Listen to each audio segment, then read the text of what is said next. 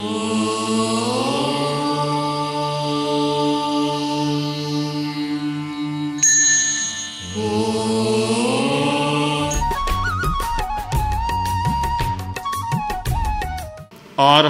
वाङ्मय में कहा गया है,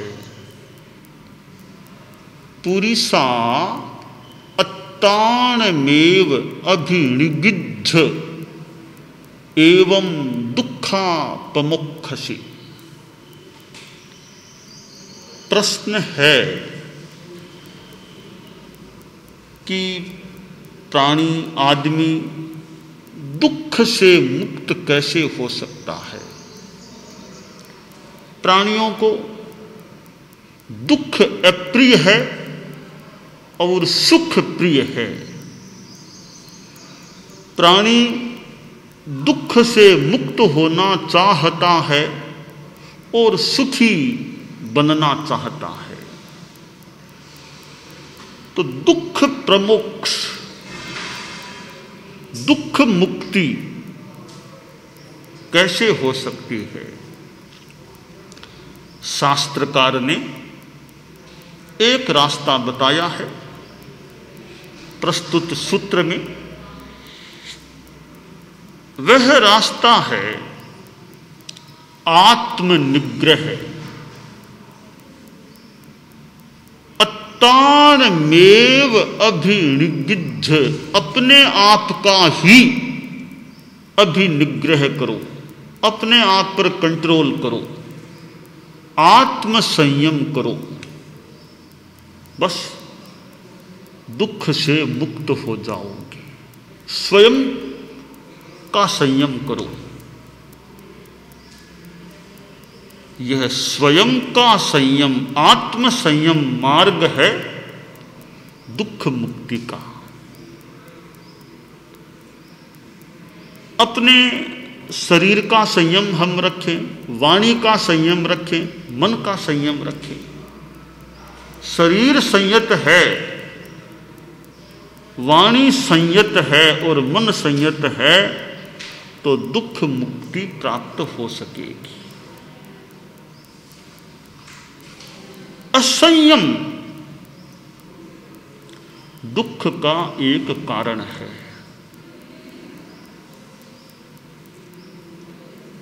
वाणी पर हमारा कंट्रोल नहीं है, ऐसी वैसी कोई बात कह दी तो बात बढ़ जाती है, विवाद हो सकता है। क्यों हुआ कि वाणी का संयम नहीं रखा। शरीर का संयम नहीं है, किसी को पीट दिया, मार दिया, फिर आक्रोश पैदा हो गया, सामने वाले के मन में कठिनाई पैदा हो गई। मन का संयम नहीं है, मन में कितने मलिन भाव, चंचलता, तो आदमी अपने ही मन से भी दुखी बन सकता है। चिंतन सकारात्मक आ गया, बढ़िया आ गया तो मन सुखी बन सकता है। चिंतन नकारात्मक, निषेधात्मक, अशुभ आ गया, सोचने का कोण गलत हो गया तो चिंतन के द्वारा आदमी दुखी भी बन सकता है। यह संयम का चमत्कार है कि संयम से आदमी सुखी बन सकता है। संयम है खलु जीवनम, संयम ही जीवन है। गुरुदेव तुलसी के नाम का वो गीत, अनुव्रत गीत, जिसमें संयममय जीवन की बात कही गई है कि संयममय जीवन हो। अपने से अपना अनुशासन, अनुव्रत की परिभाषा, वर्ण जाति या संप्रदाय से मुक्त धर्म की भाषा। छोटे छोटे संकल्पों से मानस परिवर्तन हो। संयममय जीवन हो, नैतिकता की सुर सरिता में जन जन मन पावन हो। संयममय जीवन हो, संयममय जीवन। तो मन से आदमी सुखी बन सकता है, मन से दुखी भी बन सकता है। अब वर्तमान में कोरोना वायरस की, कोविड-19 की जो समस्या स्थिति है, एक स्थिति है। अब उसको देख करके आदमी डर जाए, घबरा जाए, तो डर और भय से दुखी भी बन सकता है, दुखी बन सकता है। समता है, अभय का भाव है, शांति शांति समता, तो चित्त शांत भी रह सकता है। भय से आदमी दुखी बन सकता है, और अभय का भाव है तो सहज शांति रह सकती है। ठीक है, दुनिया है, सृष्टि है, स्थितियां आती हैं, आ सकती हैं, प्रतिकूल अनुकूल स्थितियां आ जाती हैं। वर्तमान में भी एक स्थिति आई हुई है। हम शांति रखें, समता रखें, अभय का भाव रखने का प्रयास करें, क्योंकि भय एक दुख है, और दुख से आदमी डरता भी है। भय भी एक दुख है, और भी दुखों से आदमी भय खाता है, डरता है। ये डर हमारा कम हो जाए, दूर हो जाए, डर दूर रहे, कम रहे, तो चित्त की शांति का, सुख का एक उपाय हमारे पास उपलब्ध हो जाता है। अब डर ही डर आदमी मन का भी नुकसान और तन का भी नुकसान डर के कारण से हो सकता है। तो शास्त्रकार ने जो कहा, अत्तानमेव अभिनिगिद्ध एवं दुःखापमुख्यसि, अपने आप का निग्रह करो, इससे तुम दुख से मुक्त हो जाओगे। जो आदमी दूसरों को दुख देता है, मान करके चलें, वह अपने लिए दुख तैयार करता है। दूसरों को तकलीफ देना, दूसरों की शांति भंग कर देना, दूसरों को कष्ट पहुंचाना, खुद के लिए मानो दुख की भूमिका तैयार करना, दुख तैयार करना होता है।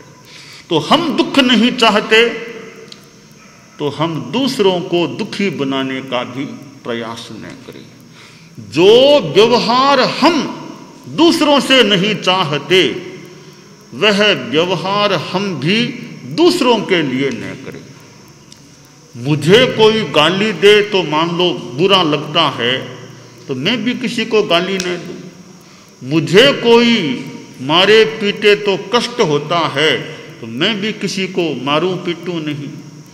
मेरा कोई अपमान करे, मुझे बुरा लगता है, मैं भी किसी का अपमान न करूं। तो जो व्यवहार मुझे अप्रिय है, वह व्यवहार दूसरों के लिए जो उनको भी अप्रिय हो सकता है, उनके साथ मैं न करूं। यह एक संयम है।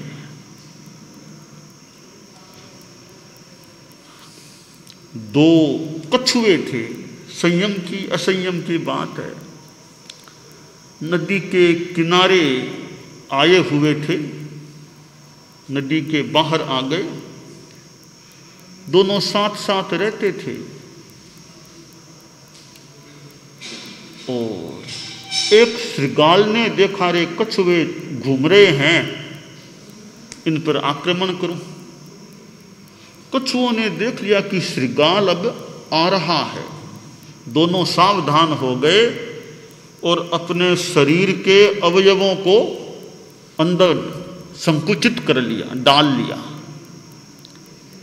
श्रृगाल आया पर कुछ भी कर नहीं सका, अवयव सारे अंदर गए हुए थे।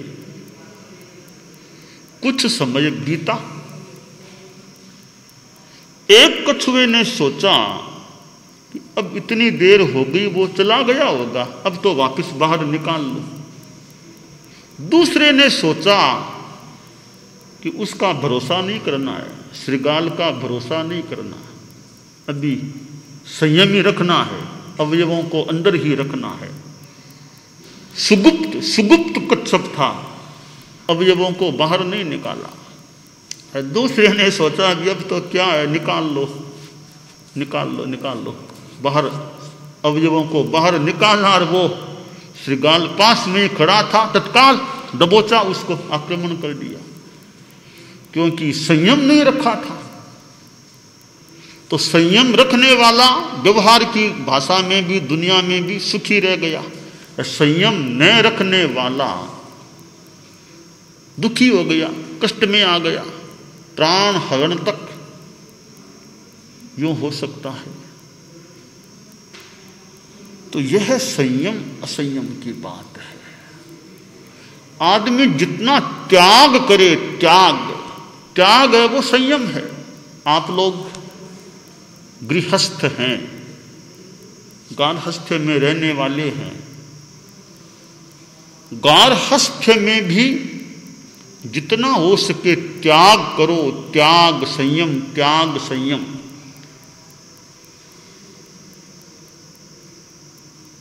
नहीं राग समम दुखम, नहीं त्याग समम सुखम।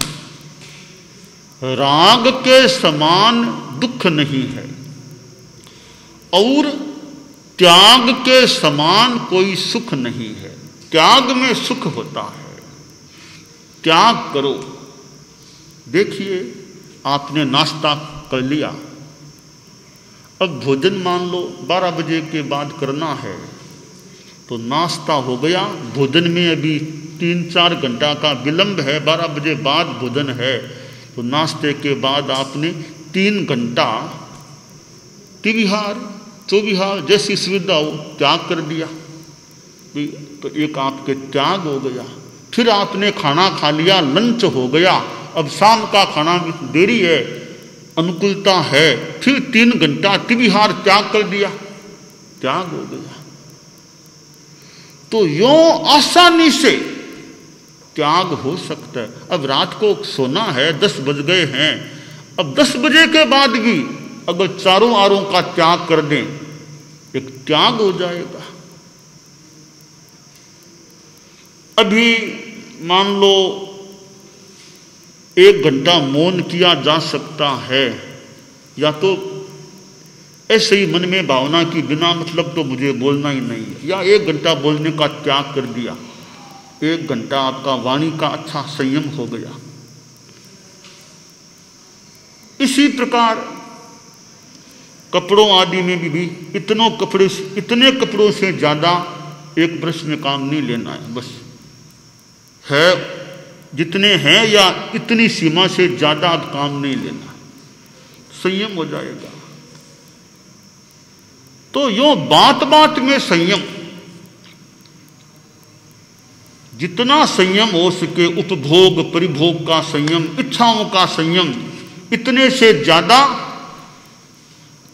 परिग्रह नहीं रखूंगा, इच्छा परिमाण, ज़्यादा परिग्रह नहीं, जितना हल्का हो जाए। और ज्यों उम्र 70 पार हो गई, 75, 80, तो आदमी यह ध्यान दे परिग्रह कितना कम हो सकता है। यह एक मनोरथ है कि कब मैं अल्प मूल्य एवं बहुमूल्य परिग्रह का प्रत्याख्यान करूंगा, कब मेरा परिग्रह कम हो। यह परिग्रह एक भार है, परिग्रह भार है। शास्त्र में तो कहा गया ये सभ्य आभरणा भारा, ये सारे गहने अलंकार आभूषण ये भार हैं, ये भी भारी हैं। शरीर पर जितने गहने लादोगे भार पड़ेगा शरीर पर, और यह परिग्रह भी एक भार है। यह मेरा इतने रुपये इतने मकान, इतनी दुकानें, इतनी प्रॉपर्टी मेरी मेरी मेरी, यह दिमाग पर कह दो, मन पर कह दो, आत्मा पर कह दो, मूर्छा परिग्रह जितना है वह भार है। परिग्रह अल्प परिग्रह है। हमारे साधुओं में तो है अल्पोपधि। साधुओं के लिए भी हमारे कहा जाता है अपो वही अल्पोपधि। उपधि जितनी कम रखो, ज्यादा उपधि कपड़े आदि जितने कम रखो, अल्पोपधि रहो। तो साधुओं के लिए भी अल्पोपधि की बात है। तो आप लोग जो गृहस्थ हैं, अल्प परिग्रह, उम्र आगे बढ़ जाए, वृद्धावस्था है, अब तो और ज्यादा ध्यान देकर के कि परिग्रह कितना कम हो सके छोड़ो, परिग्रह कम करो, हल्कापन रहे, आरंभ समारंभ भी कम हो जाए, हिंसा आदि कम हो जाए और परिग्रह भी कम हो जाए, तो यह भी संयम की साधना हो जाती है। और परिग्रह ज्यादा है, मन में वो लालसा मोह, तो पैसा, दुकान, परिग्रह, दुकान, चीजें, वो चीजें, इनसे मुक्ति हो। तो शास्त्रकार ने कहा कि अपने आप का निग्रह करो, अपने आप का संयम करो। दूसरों पर कंट्रोल हम मान लो नहीं भी कर सके, दूसरे हमारी बात माने न माने, कंट्रोल न भी कर सके, तो अपने आप पर तो कंट्रोल करो, खुद पर तो खुद का संयम रखो। मान लो आपका बेटा आपकी बात माने अथवा न भी माने, बेटे को मना ही लेंगे, आपके बस की बात भी मान लो नहीं है, ठीक है, आप खुद को तो मनाओ, खुद के मन को तो कंट्रोल में कर लो, यह भी बहुत बढ़िया काम हो जाएगा। एक भक्त मंदिर में गया और देवी का पाठ करने लगा, जप करने लगा। कुछ देर तक जप किया तो देवी का भी आसन मानो हिला, उसको भी सूचना मिली कोई भक्त आया है, बहुत पाठ में लगा है। तो देवी हाजिर हो गई कि बोलो बस, क्यों याद किया मुझे, क्या चाहिए, क्या चाहिए। तो भक्त वो युवक था, बोला कि जगदम्बे मैं तुमको अपने वश में करना चाहता हूं। देवी ने कहा एक बात बताओ, तुम जिस गांव में रहते हो उस गांव के लोग तो तुम्हारे वश में है ना, वो सब तुम्हारे कंट्रोल में है ना। जगदम्बे नहीं है वो तो तुम्हारे जिस मोहल्ले में तुम 5-7 घरों का मोहल्ला हो, वो मोहल्ले के लोग तो तुम्हारे बस में है, जगदम्बे नहीं है। खैर, तुम्हारा अपना जो घर, अपना परिवार है, तुम्हारे अपने परिवार के लोग तो तुम्हारे बस में, कंट्रोल में हैं कि नहीं है वो तो। बेटा मेरा कहना नहीं मानता है। तो देवी ने कहा अच्छा सबको छोड़ो, तुम्हारा अपना मन, अपनी वाणी, अपना शरीर, वो तो तुम्हारे बस में है ना। मन तो बस में है ना तुम्हारा, कि मन तो बहुत घूमता है, बस में नहीं है। तो देवी बोली बेटा, गांव तुम्हारे बस में नहीं, मोहल्ला तुम्हारे बस में नहीं, तुम्हारा परिवार, घर तुम्हारे बस में नहीं, और सबको छोड़ने के बाद तुम्हारा अपना मन, वचन, शरीर तुम्हारे बस में नहीं। तो बेटा क्या तुम मुझे बस में कर लोगे? मैं इतनी आसान हूं कि हर कोई मुझे बस में कर लेगा? बेटा इतनी आसान मैं नहीं हूं कि हर किसी के बस में हो जाऊंगी। तो मुझे बस में करना तो बाद की बात है, पहले कम से कम अपने मन को बस में करो, अपनी वाणी पर कंट्रोल करो, अपने शरीर का संयम करो। मुझे बस में करो मत करो, अपने आप को बस में कर लो, तो मानो बहुत कुछ तुम्हारे बस में हो जाएगा। तो शास्त्रकार ने मानो यही कहा है कि अत्तारमेव अभिनिगिद्ध एवं दुखापमोक्षसी। तुम अपने आप पर कंट्रोल कर लो, अपने आप का निग्रह कर लो, तो दुखों से मुक्त हो जाओगे। त्याग, संयम, नियंत्रण, यह हमारे जीवन की एक संपदा है। आगे और क्या साथ में जाएगा? साथ में क्या जाएगा? धन आपके पास है, क्या वो साथ में जाएगा? या मकान जो भी आपका है, छोटा बड़ा, क्या वो आपके साथ में जाएगा? दुकान क्या आपके साथ में जाएगी? तो ये चीजें तो साथ में जाने वाली, और तो क्या, ये स्थूल शरीर है, ये भी आगे साथ नहीं जाता है। औरों की तो छोड़ दो, शरीर भी साथ नहीं जाता है। तो साथ में जो चले, यह संयम की साधना है।